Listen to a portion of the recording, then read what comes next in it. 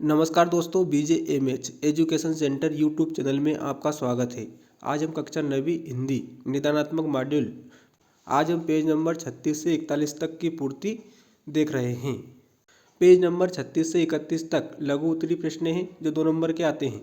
इसमें पहला प्रश्न है, गद्य साहित्य से क्या आशय है, लिखिए। एक ऐसी रचना जो छंद, ताल, लय एवं तुकबंदी से मुक्त तथा विचारपूर्ण हो उसे गद्य कहते हैं तथा इसमें लिखा गया साहित्य गद्य साहित्य कहलाता है। दूसरा प्रश्न है अपना, गद्य की गौण विधाओं के बारे में लिखिए। तो गद्य की गौण विधाएं इस प्रकार हैं: रिपोर्तार्च, जीवनी, यात्रा वृत्तांत, रेखाचित्र, संस्मरण, डायरी, साक्षात्कार, पत्र साहित्य, लघु कथा। ये गद्य की गौण विधाएं हैं। तीसरा प्रश्न है, गद्य की प्रमुख विधाओं के नाम लिखिए। तो गद्य की प्रमुख विधाएं 6 होती हैं: नाटक, कहानी, उपन्यास, एकांकी, निबंध और आलोचना। तो गद्य की प्रमुख विधाएं 6 होती हैं। उसके बाद में कहानी विधा के बारे में संक्षिप्त में परिचय दीजिए। तो कहानी गद्य की प्रमुख विधा है। यह किसी घटना, भाव, संवेदना आदि की मार्मिक व्यंजना करती है। इसका आरंभ और अंत बहुत कलात्मक तथा प्रभावपूर्ण होता है। उसके बाद में निबंध लेखन की 2 विशेषताएं लिखिए। तो एक अच्छे निबंध में संक्षिप्तता, एक सूत्रता तथा पूर्णता जैसे गुण विद्यमान होते हैं। निबंध की भाषा विषय के अनुरूप होनी चाहिए। तो निबंध की 2 विशेषताएं यहाँ पर दे रखी हैं। उसके बाद में अगला प्रश्न है, गद्य की विधाओं का सामान्य परिचय लिखिए। तो गद्य की विधाएं इसमें लिखनी है, प्रमुख विधाएं भी और गुण विधाएं भी। तो हिंदी गद्य की अनेक विधाएं हैं: निबंध, नाटक, कहानी, उपन्यास, एकांकी, आलोचना। ये 6 जो विधाएं हैं गद्य की प्रमुख विधाएं हैं और ये गुण विधाएं हैं: जीवनी, आत्मकथा, रेखाचित्र, संस्मरण, रिपोर्तार्च, यात्रा वृत्तांत। तो इसमें प्रमुख और गौण दोनों विधाएं लिखनी थी। प्रश्न क्रमांक 7 है, यात्रा वृत्तांत के बारे में लिखिए। तो यात्रा वृत्तांत वह विधा है जिसमें लेखक किसी विशेष स्थल की यात्रा का ऐसा सजीव वर्णन करता है कि पाठक पढ़कर ही ऐसा अनुभव करने लगे जैसे वह उसी स्थान के सारे दृश्य स्वयं देख रहा है। तो यह यात्रा वृत्तांत जो गुण विधा है उसके बारे में सामान्य परिचय है। अगला प्रश्न है, व्यंग्य विधा का परिचय लिखिए। तो व्यंग्य एक साहित्य की विधा है जिसके माध्यम से व्यंग्यकार जीवन की विसंगतियों, खोखलेपन को दुनिया के सामने उजागर करता है। अगला प्रश्न है, एकांकी की 2 विशेषताएं लिखिए। तो एकांकी की 2 विशेषताएं, एकांकी में एक अंक होता है। एकांकी में कथा का विकास अत्यधिक तीव्र होता है।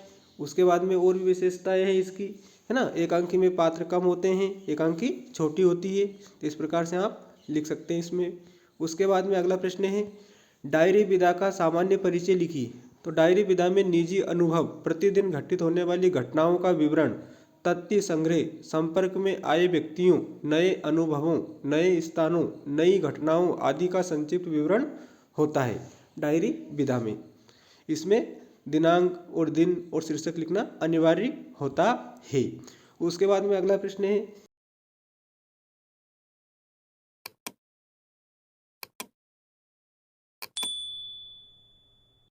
11वां प्रश्न है, प्रेमचंद के साहित्य की 2 विशेषताएं लिखिए। तो प्रेमचंद के साहित्य की 2 विशेषताएं, पहली, प्रेमचंद की रचनाओं में जनसाधारण की भावनाओं, परिस्थितियों और उनकी समस्याओं का मार्मिक चित्रण मिलता है। दूसरी विशेषता, प्रेमचंद हिंदी के युग प्रवर्तक रचनाकार हैं। उनकी रचनाओं में मनुष्य ही नहीं पशु पक्षियों को भी अद्भुत आत्मीयता मिली। तो ये 2 विशेषताएं हो जाएंगी। उसके बाद में 12वां प्रश्न है, प्रेमचंद की भाषा शैली की विशेषताएं लिखिए। तो प्रेमचंद की भाषा सरल व सहज है। उनकी रचनाओं में तत्सम, तद्भव, अरबी एवं फारसी शब्दों का प्रयोग हुआ है। शैली, प्रेमचंद की शैली भावात्मक एवं मानवीय संवेदना से परिपूर्ण है। तो इस प्रकार से आप भाषा शैली लिख सकते हैं। उसके बाद में अगला प्रश्न है, प्रेमचंद की कोई 2 रचनाएं लिखते हुए हिंदी साहित्य में उनका स्थान निर्धारित कीजिए। तो 2 रचनाएं आप लिख सकते हैं, कर्मभूमि, रंगभूमि, सेवा सदन, 2 बेलों की कथा। 4 रचनाएं दे रखी, 2 लिखनी थी। उसके बाद में साहित्य में स्थान पूछा था, तो साहित्य में स्थान, हिंदी साहित्य जगत में आपके अतुलनीय योगदान के फलस्वरूप आपको उपन्यास सम्राट एवं महान कथाकार के नाम से जाना जाता है। प्रश्न क्रमांक 14, राहुल सानकर्त्यायन की 2 रचनाएं लिखते हुए भाषा शैली की विशेषताएं लिखिए। तो रचनाएं दे रखी हैं 2, मेरी जीवन यात्रा, दिमागी गुलामी, घुमक्कड़ शास्त्र। 3 रचनाएं दे रखी है, 2 लिखनी थी आपको। उसके बाद में भाषा शैली लिखनी है। तो भाषा शैली, राहुल सानकर्त्यायन ने व्यावहारिक खड़ी बोली में साहित्य सर्जन किया है। उनकी भाषा सरल, सुबोध तथा प्रभावपूर्ण है। राहुल सानकर्त्यायन ने विषय तथा भाव के अनुरूप वर्णनात्मक, विवेचनात्मक, व्यंग्यात्मक शैली का प्रयोग किया है। प्रश्न क्रमांक 15 है, हरिशंकर परसाई की दो रचनाएं लिखते हुए उनकी भाषा शैली की विशेषताएं लिखिए। तो रचनाएं दे रखी हैं, भूत के पांव पीछे, हंसते हैं रोते हैं, ये दो रचनाएं हो जाएंगी। भाषा शैली, तो भाषा, परसाई जी ने अपनी रचनाओं में सामान्य बोलचाल की भाषा, मुहावरे एवं लोकोक्तियों का प्रयोग किया है। शैली, परसाई जी की रचनाओं में व्यंग्यात्मक, संवाद, वर्णनात्मक, भावात्मक शैली की प्रधानता है। उसके बाद में अगला प्रश्न है, हरिशंकर परसाई का आधुनिक हिंदी साहित्य में स्थान निर्धारित कीजिए। तो हरिशंकर परसाई ने समाज, राष्ट्र तथा मानव हित को ध्यान में रखकर जो रचनात्मक व्यंग्य किए हैं वे अनुपम हैं। अनोखे अंदाज में व्यंग्य करने वाले हरिशंकर परसाई का हिंदी साहित्य में विशिष्ट स्थान है। अगला प्रश्न है, महादेवी वर्मा की दो रचनाएं एवं उनका हिंदी साहित्य में स्थान लिखिए। तो रचनाएं हो जाएंगी निहार, निर्जा, यामा, तीन रचनाएं दे रखी, दो लिखनी थी। साहित्य में स्थान, महादेवी वर्मा अपने साहित्यिक व्यक्तित्व एवं अद्वितीय कर्तृत्व के आधार पर हिंदी साहित्य के आकाश में गरिमा में पद ध्रुव तारे की भांति अटल है। अगला प्रश्न है, महादेवी वर्मा की भाषा शैली की विशेषताएं लिखिए। तो भाषा शैली, महादेवी जी की भाषा मधुर, कोमल व प्रभावपूर्ण, सरल है। उनकी रचनाओं में संस्कृत मिश्रित खड़ी बोली का प्रयोग मिलता है। वर्णनात्मक, विवेचनात्मक, भावात्मक, चित्रात्मक आदि शैली का प्रयोग महादेवी वर्मा जी ने अपनी रचनाओं में किया है।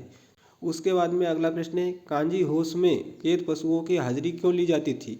तो कांजी होश में कैद पशुओं की हाजिरी सही संख्या की जानकारी के लिए ली जाती थी, ताकि कोई जानवर कैद से भाग जाए तो तुरंत पता लगाया जा सके। उसके बाद में अगला प्रश्न है, छोटी बच्ची को बेलों के प्रति प्रेम क्यों उमड़ आया।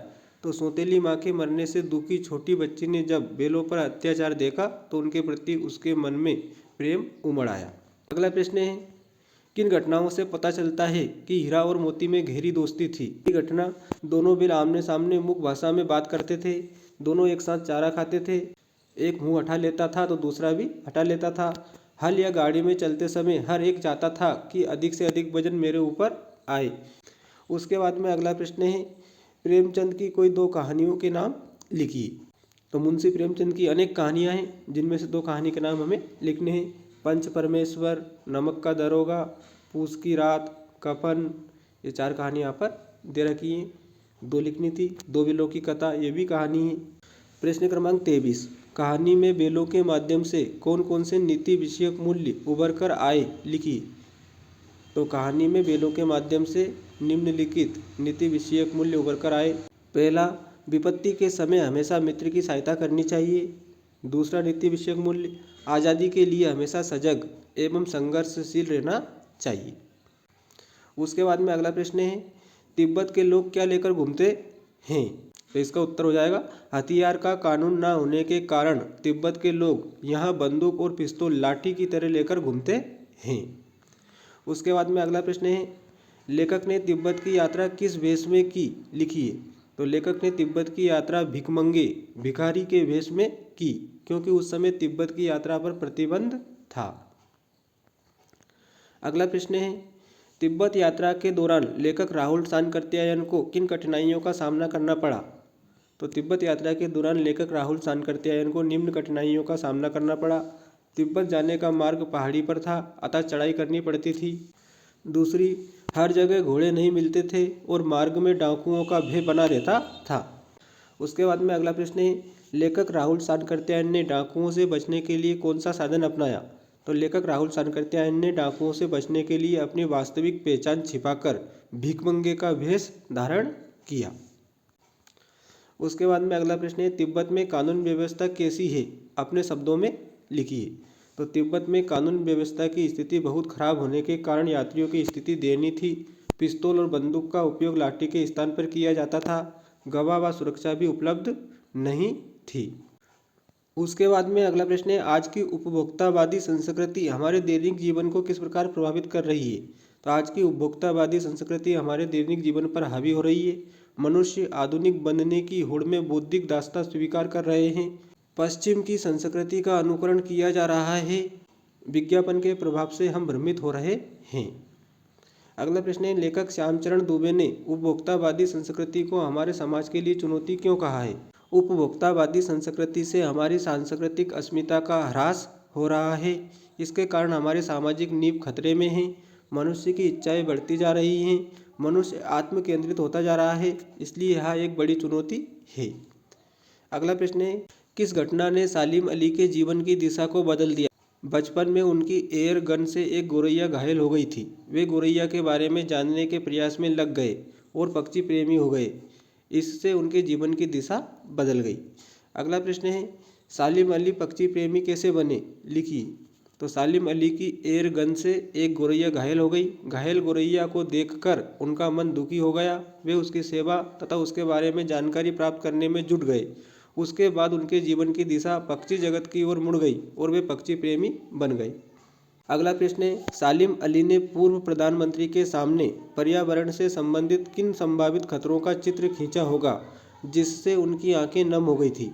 तो पूर्व प्रधानमंत्री के समक्ष सालिम अली ने केरल की साइलेंट वैली को रेगिस्तानी हवाओं के झोंकों से होने वाले पर्यावरण संकट का चित्र खींचा होगा। पर्यावरण के दूषित होने की भयंकरता के कारण उनकी आंखें नम हो गई होंगी। अगला प्रश्न है, प्रेमचंद के फटे जूते पाठ के आधार पर प्रेमचंद के व्यक्तित्व की कोई दो विशेषताएं लिखी।